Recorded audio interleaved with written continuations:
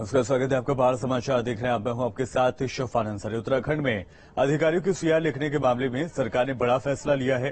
CM Pushkar Singh Dhami ने मुख्य सचिव को मामले में कमेटी गठित करने के निर्देश दिए हैं। अब जल्दी ही अधिकारियों का कैरेक्टर रोल लिखने के मामले में कमेटी गठित होगी। बता दें कि प्रदेश के पर्यटन एवं लोक निर्माण मंत्री सतपाल महाराज ने नई सरकार में मंत्रियों के उच्च अधिकारियों की पीसीआर लिखने का मुद्दा उठाया था।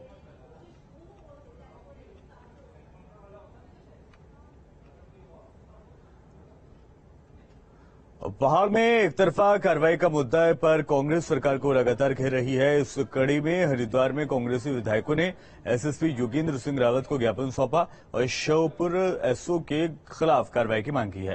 कांग्रेसी विधायकों का यह कहना है कि हरिद्वार ग्रामीण विधानसभा सीट पर कांग्रेस की जीत के बाद भाजपा के पूर्व कैबिनेट मंत्री स्वामी यतीश्वरानंद के दबाव में पुलिस काम कर रही है।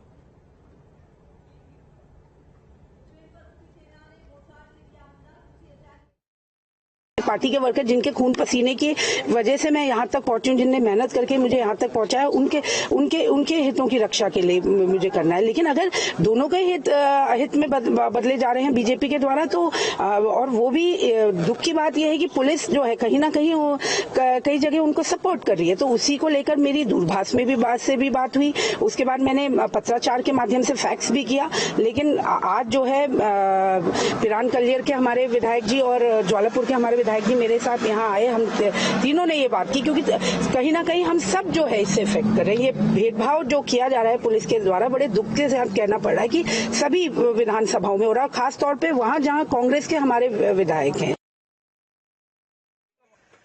कांग्रेस जिले की बात की जा रही है पुलिस की, उन्होंने कुछ शिकायत की है, क्या मामला था और आपने क्या आश्वासन दिया? ये अभी मुझसे कांग्रेस के कुछ सम्मानित विधायकगण मिले थे और जिनका जो मूल ये था कि पुलिस कुछ प्रकरणों में इस प्रकार की कार्रवाई कर रही है जो कि उनके कार्यकर्ताओं के विरुद्ध हो रही है। तो मेरे द्वारा उनको ये बताया गया कि ऐसे किसी भी प्रकरण में इसमें जांच कराई जाएगी और पुलिस सदैव इसमें निष्पक्ष कार्रवाई करती है और आगे भी ऐसी करती रहेगी।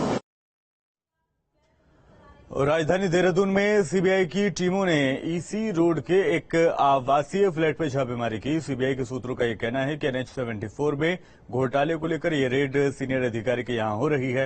हालांकि अभी पुख्ता तौर पर कहना जल्दबाजी होगी कि यह रेड NH घोटाले को लेकर हो रही है, पर इस रेड से एक बार फिर NH घोटाला सुर्खियों में आ गया है। देहरादून में सीबीआई की छापेमारी हुई है। इस वक्त मैं यहाँ पर इस सॉलिटेयर रेजिडेंसी में हूँ और यहाँ फ्लैट नंबर 309 में छापेमारी हुई है। ये बताया जा रहा है कि NHAI के RO regional officer CK Sinha के फ्लैट नंबर 309 पे छापेमारी हुई है। ठीक सामने सीबीआई की गाड़ियां हैं। सीबीआई के जो तमाम अधिकारी हैं वो फ्लैट नंबर 309 और वहां छापेमारी की है।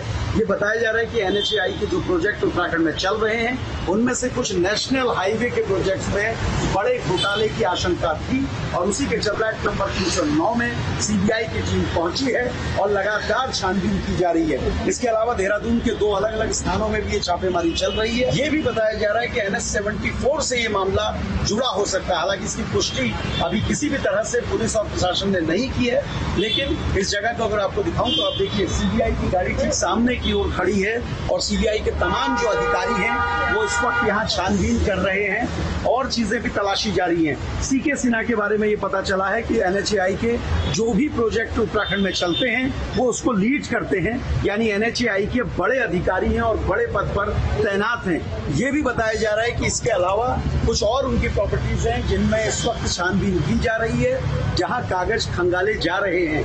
NHAI का ये कौन सा घोटाला है, NH 74 से किस तरह जुड़ा है, ये तमाम अपडेट्स भी आएंगे। लेकिन सीबीआई की टीम पिछले 1 घंटे से लगातार छानबीन कर रही है और 309 फ्लैट नंबर पे ये पूरी छानबीन चल रही है।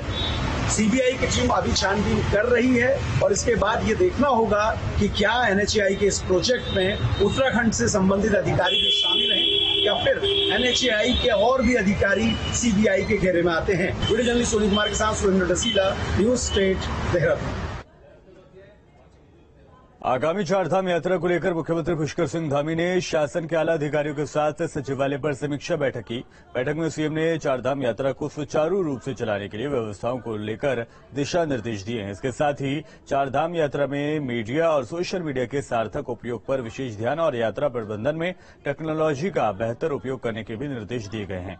वहीं संबंधित जिलाधिकारी को भी यात्रा मार्गों पर कार्यों की प्रगति की लगातार मॉनिटरिंग करने के निर्देश दिए गए हैं। वहीं चारधाम यात्रा पर आने वाले श्रद्धालुओं के लिए टोल फ्री नंबर भी जारी किया जाए, जिस पर यात्रा से संबंधित हर प्रकार की जानकारी हो।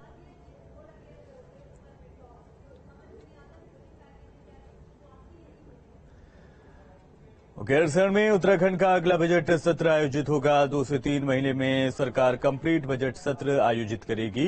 सीएम धामी का ये कहना है कि यह ज्यादा समय न होने के कारण तैयार नहीं हो पाई है तैयारी अभी, लेकिन जल्दी अगला विस्तृत सत्र गैरसैंण में किया जाएगा। बता दें कि गैरसैंण उत्तराखंड की ग्रीष्मकालीन राजधानी है। तो बड़ी खबर आपको दे दें, अगला बजट सत्र आयोजित उत्तराखंड के गैरसैंण में किया जाएगा। 2 से 3 महीने में सरकार कंप्लीट बजट सत्र आयोजित करेगी। सीएम धामी का यह कहना है कि ज्यादा समय न होने के कारण तैयारी अभी नहीं हो पाई है, लेकिन जल्द ही अगला विस्तृत सत्र गैरसैंण में ही आयोजित किया जाएगा।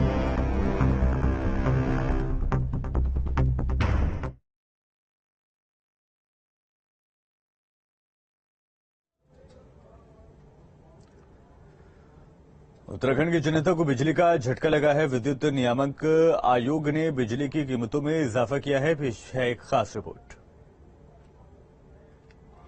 उत्तराखंड में सरकार आते ही जनता को महंगाई का करंट लग गया है, ऐसा हम नहीं कह रहे, बल्कि देहरादून में विद्युत नियामक आयोग की प्रेस कॉन्फ्रेंस ने इस बात की पुष्टि की।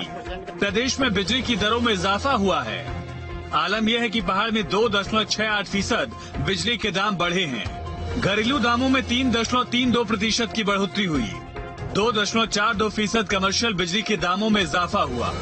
जो वोल्टेज वाइज रेशो रिबेट देते थे 33 केवी की 2.5% की, उसको 3.5% कर दिया गया है और पीक आवर सरचार्ज 50% से घटा के 30% कर दिया गया है। लोड किसी पर नहीं पड़ा है। लोड तो हमने ओवरऑल ARR जो निकाली है ना, उस ARR में हमने इसको एडजस्ट किया है। पहाड़ में बिजली की दरें 1 अप्रैल से लागू हो जाएंगी और जनता की जेब पर महंगाई का करंट बढ़ जाएगा।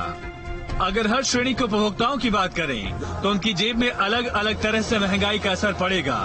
BPL श्रेणी के उपभोक्ताओं के लिए 4 पैसा प्रति किलोवाट दाम बढ़ा है। डोमेस्टिक श्रेणी में 15 पैसे प्रति यूनिट का इजाफा हुआ, जबकि कमर्शियल श्रेणी में 16 पैसे प्रति यूनिट और इंडस्ट्रियल श्रेणी में 15 पैसे प्रति यूनिट की बढ़ोतरी हुई है। नई सरकार के गठन के बाद आम जनता पर महंगाई के करंट का अंदेशा पहले से ही था, लेकिन महीने के आखिर तक इस बात की तस्दीक भी हो गई। पहाड़ में काफी दिनों से बिजली के दामों में बदलाव नहीं हुआ था। ऐसे में जनता पर ये फैसला कितना असर डालता है, ये तो आने वाला समय बताएगा। Team news state. Harish Rawat ने फेसबुक पर सीएम पुष्कर सिंह